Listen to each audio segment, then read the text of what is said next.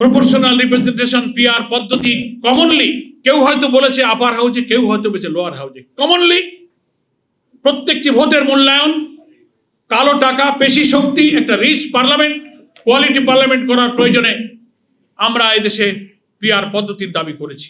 পৃথিবীর 91টার বেশি দেশে পিআর পদ্ধতি চালু আছে। ঠিক আছে, অনেকে বলছেন পিআর পদ্ধতিতে কিছু প্রবলেম আছে, স্বতন্ত্র প্রার্থী কিভাবে হবে, সরকার ঝুলন্ত হবে।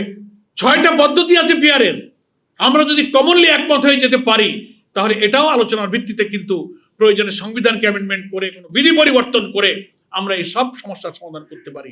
শর্ত তো আমাদেরকে আগে একমত হতে হবে। যদি এত শক্ত হয়ে যায় তাহলে তো জাতীয় সংকট কিন্তু সমাধান হবে না। সেজন্য এখনো সময় আছে। আমরা দেখতে পাচ্ছি গতকালকে ঐক্যমত্য কমিশনের বৈঠকে কিছুটা নমনীয় হয়ে একটা সুরাহার পথে যাচ্ছে। যেসব বিষয়গুলো এখনো অসমাপ্ত, অনিষ্পন্ন, আগামী বৈঠকে আশা করি আমরা যদি একটু স্যাক্রিফাইস, কম্প্রোমাইজ নীতিতে আমরা নিজেরা নমনীয় হয়ে জাতির সামনে যদি আর কোনো মহাসংকট তৈরি হয়, এই নির্বাচনে যদি বাধাকালীন সরকার, যে সরকার কোনো দলীয় নয়, তার অধীনে যদি আমরা একটি সুষ্ঠু নিরপেক্ষ নির্বাচন না করতে পারি তাহলে জাতির সামনে কিন্তু আবার একটা কঠিন পরীক্ষা এসে পড়তে পারে। সেজন্য সকল রাজনৈতিক দল, জনগণ, সরকার প্রধান, ঐক্যমত্য কমিশনের প্রধান, তার সঙ্গে যারা আমরা কাজ করছি, সকলের ঐক্যবদ্ধ প্রচেষ্টায় অন্তত অধিকাংশ রাজনৈতিক দল, জনগণের যে ম্যান্ডেট যেটা বোঝা যায়, যে সার্ভেগুলো হয়েছে সেখানেও দেখা যাচ্ছে যে কি মতামত আসছে, এর প্রতি শ্রদ্ধা রেখে এমন সংস্কার, এমন কিছু নিয়ম পদ্ধতি আমরা এই জুলাই সনদে অন্তর্ভুক্ত করি যেন জন আকাঙ্ক্ষার প্রতিফলন ঘটে।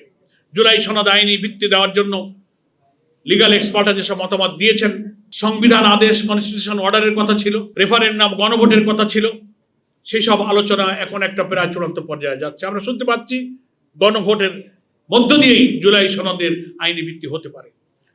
সেখানে প্রশ্ন আসছে, একই দিনে জাতীয় নির্বাচন এবং গণভোট হলে কি পদ্ধতিগত জটিলতা আসতে পারে, সেটাও পুঙ্খানুপুঙ্খ আলোচনা করে এই নির্বাচন হয়ে গেলে তাহলে নতুন পার্লামেন্টের প্রথম অধিবেশনে জুলাই সনদের সব বিষয়গুলো বাস্তবায়িত হবে কিনা, নাকি যারাই নির্বাচিত হবেন তারা এসে আবার নতুন কোনো প্রতিবন্ধকতার কারণ ঘটাবেন কিনা, এই সব ফাঁক ফোকরকে বন্ধ করে সিদ্ধান্তের পূর্বে যারা ঐক্যমত্য কমিশনে কাজ করছেন আমাদের সকলকেই এক্ষেত্রে ভূমিকা রাখতে হবে। আমি মনে করি কোনো রাজনৈতিক দলের উচিত নয় রাজনীতিতে নতুন করে কোনো সংকট তৈরি হয় এমন পথে যাত্রা করা। সেজন্য আমরা শুধু বক্তৃতায় বলবো যে ব্যক্তির চেয়ে দল বড়, দলের চেয়ে দেশ বড়, কিন্তু কাজের সময় আমরা দেখি যে দেশের চেয়ে দল বড়, দলের চেয়ে ব্যক্তি বড়। এই ব্যক্তির স্বার্থের চেয়ে, দলের স্বার্থের চেয়ে দেশের স্বার্থ যদি বড় করে আমরা দেখতে পারি তাহলেই হয়তো আমরা জাতির এই সংকটে একটা ঐক্যমত্য জায়গায় ইনশাল্লাহ আমরা পৌঁছাতে পারবো।